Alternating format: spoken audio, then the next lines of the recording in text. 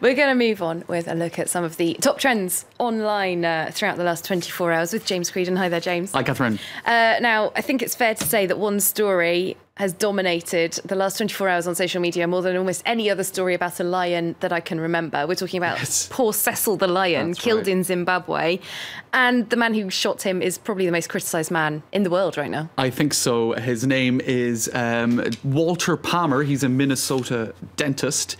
And I think it was The Telegraph was the first publication to identify that he was the man who harpooned Cecil the lion, who is, of course, part of an endangered species. Protected. He was in this wildlife reserve, and it appears that he was lured from the wildlife reserve with bait by a guide and the landowner, and it was off the wildlife reserve property that he was actually killed. So on the borderline of legality, many saying that it was quite simply poaching, while Walter Palmer himself has been claiming that what he did was not illegal, that he had a warrant, etc., etc. In any case, you go onto Twitter or Facebook, etc., and he has been trending wildly. He's had to shut down his Facebook page and his any other social media footprint he has, because he's being very much heavily criticised online. Even photos of past hunts, he is quite an avid hunter, have been put together in photo montages with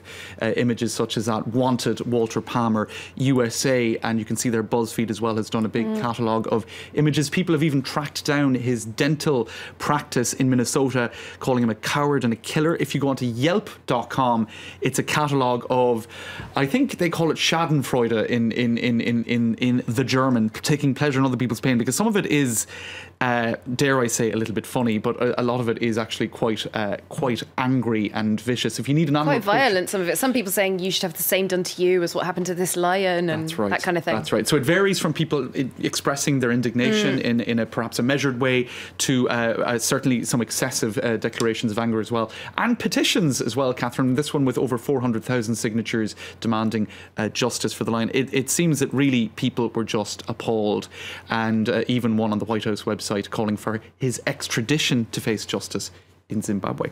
Okay, and US wildlife authorities are looking into this case. It's not just ordinary internet users on Facebook and Twitter, what have you. We've got some very famous people who've been weighing in with some criticism of their own. That's right. Jimmy Kimmel, for one, actually shed some tears about this on late night television in the US, and put up links to wildlife conservation organisations. One such organisation, you can see the link to it there below, linked to Oxford University in the UK. And he said, "I'm honestly curious to know why a human being would feel compelled to do that. How is that fun?" Ricky Gervais, who is in the past named and shamed hunters on social media, pointing out that this is not for food, it's not just for the pure pleasure of shooting, because then you just shoot something inanimate like a can. It's really for the thrill of killing mental, and I think he's being highly ironic. So there were a lot of people, including Arnold Schwarzenegger, not known for being the most peaceful or kind of calm individual. No, he's played some quite violent characters, it's fair to say, isn't it? I think so. And he says, "Stop killing big cats. It's not ballsy. Going into the octagon or joining the military is. Try that before you kill a lion." And what else did he say? "Protecting big cats is also ballsy." So quite a lot of use of that particular word, but there you go. I wouldn't argue with Arnold Schwarzenegger, I have to say. there you go.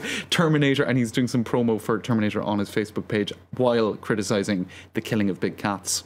Quite the campaigner. Now, you've talked about how sort of violent some of the criticism has been online.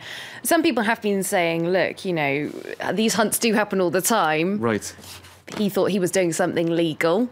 Is this perhaps going a little bit too far? Right. Well, some have been making that point, and I think this headline sums up some of that concern, although I'm not sure it's really editorialised, it's just neutral, this headline. Walter Palmer killed Cecil the lion with a bow to show off, and now he's discovering what it's like to be hunted. A lot of people talking about the irony of the hunter being hunted, and he's now learning what it means to be the prey of a larger force than himself, the larger force here being the ire of social media. And of course, it isn't the first example where we've seen bad behaviour online resulting in a deluge of online criticism. I mean, it's not the same thing here, because this was just this is very controversial, a silly tweet, right? Yeah. But she then, this particular PR lady from New York, before the plane landed in Africa, she had become an internet star with only 200 followers. So we're really entering into a new age where the internet, it's sort of like the Colosseum where you can have the thumbs up or the thumbs down. As this article points out quite well, overnight everything I loved was gone. The internet shaming of Lindsay Stone. That's another case.